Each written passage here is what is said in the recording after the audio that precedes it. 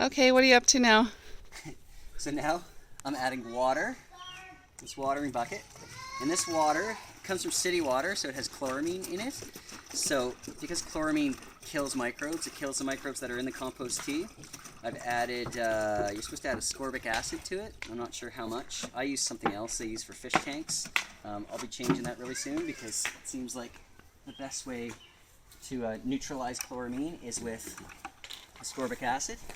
And then you can water down, I've heard you can water down compost tea, and this is aerated compost tea, so it's a bag of really healthy worm castings, and it's aerated with, what did I aerate it with?